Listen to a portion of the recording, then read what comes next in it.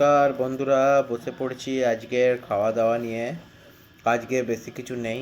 আজকে আছে কদবেল মাখা, ধনেপাতা চাটনি, ওই সেই স্পেশাল আচার আর মায়ের বানানো আলু মাখা, একদম শীতের সময়। আর খাওয়া দাওয়াটা শুরু করি বন্ধুরা। কদবেলটা একটু সাইড রাখি, এই ঠান্ডায় কদবেল মাখা। ওহ, কার কার লোভ লাগছে বলুন। হুম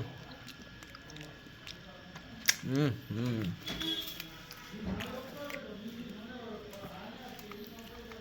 আলু মাখা দিয়ে এরকম করে মাখায়। এই আচার, স্পেশাল আচার, এমনি করে একটু চটকাতে হবে, বুঝলেন, তবে স্বাদ।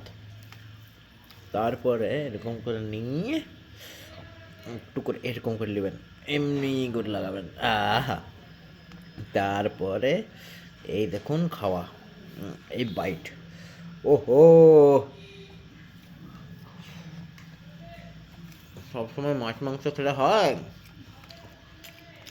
এরকম খাবারও খাবেন, স্বর্গ স্বর্গ। আহ, চাটনিটা কি হয়েছে,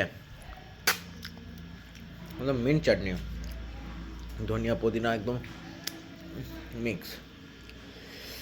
কদবেলটা একদম লোভনীয় হয়েছে, উহ উহ উহ।